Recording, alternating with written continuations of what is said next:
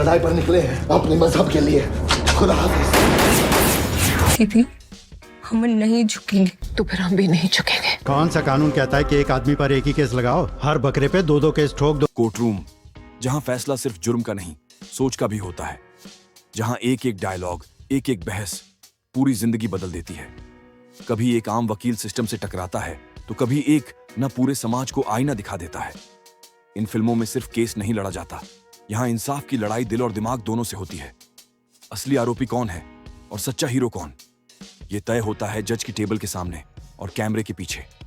आज के टाबरटोर film review में हम लाए हैं top 7 Bollywood court room based films, जिन्होंने इंसाफ को पर्दे पर जिंदा कर दिया। तो तैयार हो जाइए, क्योंकि हम शुरू कर रहे हैं नंबर 7 से और पहुंचेंगे उस फिल्म तक जो ना सिर्फ केस जीती, बल्कि लोगों का भरोसा भी। यह है टाबरटोर वर्डिक्ट।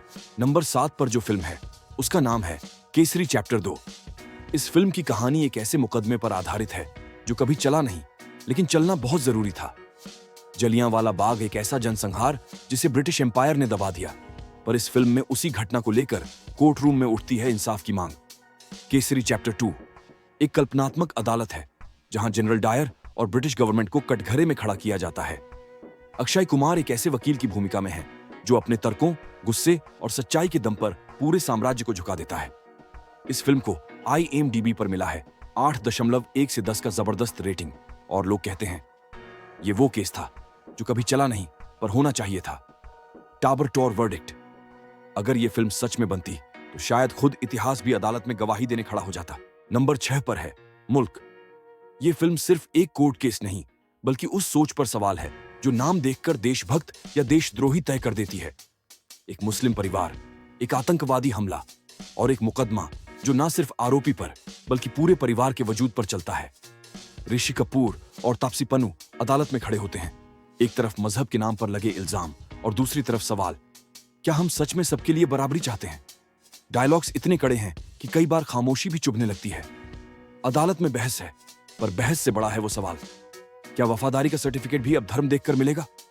IMDb पर इस फिल्म को मिला है 6.8 का रेटिंग, और आज भी ये फिल्म सेक्युलर इंडिया की सबसे जरूरी कहानियों में से एक मानी जाती है। मुल्क एक आईना है जो अदालत में नहीं, सीधे दिल में उतरता है। नंबर 5 पर है पिंक।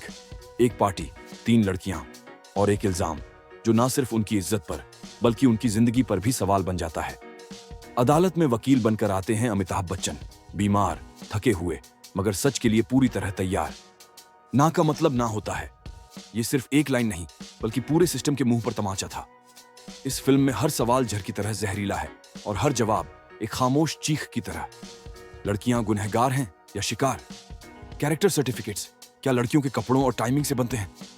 IMDb पर पिंक को मिला है 8.1/10 का रेटिंग, और इस फिल्म ने हमारे समाज को कोर्टरूम के जरिए ही नहीं, सोच के कटघरे में भी खड़ा किया था। नंबर 4 पर है सेक्शन 375। एक फिल्म डायरेक्टर पर रेप का इल्जाम लगता है और केस कोर्ट रूम में पहुंचता है, जहां बहस सिर्फ सच और झूठ की नहीं, बल्कि कानून और इंसाफ की परिभाषा पर होती है। अक्षय खाना और ऋचा चाधा आमने सामने, और उनके बीच की दलीलें इतनी तेज कि हर डायलॉग एक तीर की तरह चुभता है। क्या कानून कभी गलत हो सकता है? क्या जो सच दिखता है वही सच होता है? इस फिल्म में ग्रे जोन्स हैं, न कोई पूरी तरह मासूम है, न कोई पूरी तरह गुनहगार। IMDb पर सेक्शन 375 को मिला है 8.1/10 का रेटिंग, और क्रिटिक्स ने इसे कहा एक ऐसी कोर्ट रूम लड़ाई जो आपकी नैतिकता को कटघरे में खड़ा कर देती है। नंबर 3 पर है पटना शुक्ला। कभी कभी एक मामूली दिखने वाला केस पूरे सिस्टम की सच्चाई खोल देता है। इस फिल्म में रवीना टैंडन एक आम गृहिणी से वकील बनती है और एक लड़की के फर्जी मार्कशीट के केस को लेकर लड़ पड़ती है एजुकेशन माफिया, करप्शन और पावर से। केस सीधा नहीं होता। जैसे जैसे सुनवाई आगे बढ़ती है, वैसे वैसे सामने आता है कि गुनाह किसी एक इंसान का नहीं बल्कि पूरे सिस्टम का है। रवीना का किरदार कोर्ट में डगमगाता नहीं, बल्कि धीरे धीरे इतना मजबूत होता है कि पूरा समाज हिलने लगता है। IMDb पर इस फिल्म को मिला है 7.5/10 का रेटिंग, और ये फिल्म दिखाती है कि सच्चाई छोटी हो या बड़ी, अगर कोई बोलने वाला हो तो वो अदालत तक जरूर पहुंचती है। नंबर 2 पर है सिर्फ एक बंदा काफी है। जब सामने होता है एक ताकतवर बाबा, हजारों फॉलोअर्स, पॉलिटिकल सपोर्ट, और दूसरी तरफ सिर्फ एक वकील, तो ये सिर्फ केस नहीं, एक भरोसे की लड़ाई बन जाती है। मनोज बाजपेयी ने इस फिल्म में पीसी सोलंकी का किरदार निभाया है। एक ऐसा इंसान जो बिना डरे, बिना झुके सच के लिए खड़ा होता है। अदालत में हर सुनवाई एक चैलेंज है, कभी धमकी, कभी मैनिपुलेशन, लेकिन मनोज का परफॉर्मेंस इतना सॉलिड है कि हर डायलॉग कोर्ट रूम में हथौड़े जैसा लगता है। फिल्म की खासियत है इसकी सच्ची कहानी से प्रेरणा, जो दिखाती है कि कभी कभी एक आदमी भी पूरे सिस्टम के खिलाफ खड़ा हो सकता है। IMDb पर इस फिल्म को मिला है 7.9/10 का रेटिंग और मनोज बाजपेयी का नाम इस रोल के बाद लीगल सिनेमा के आइकॉन्स में गिना जाने लगा। नंबर 1 पर है जय भीम। ये सिर्फ एक फिल्म नहीं, ये एक जिंदा दस्तावेज है उस अन्याय का जो समाज के सबसे कमजोर लोगों के साथ हर दिन होता है।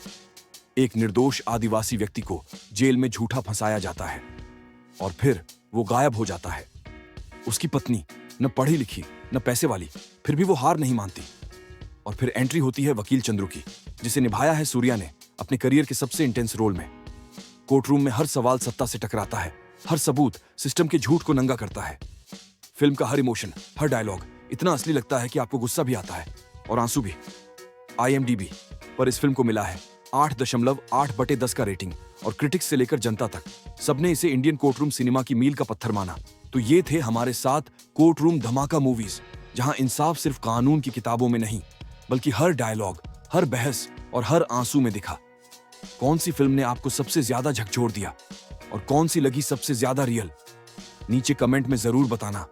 और हाँ, अगर वीडियो अच्छा लगा हो तो लाइक करो, शेयर करो और कोर्ट रूम जैसे सटीक तरीके से टाबर टॉर चैनल को सब्सक्राइब करना मत भूलना। मिलते हैं अगले वीडियो में टाबर टॉर रिव्यू के नेक्स्ट धमाके के साथ।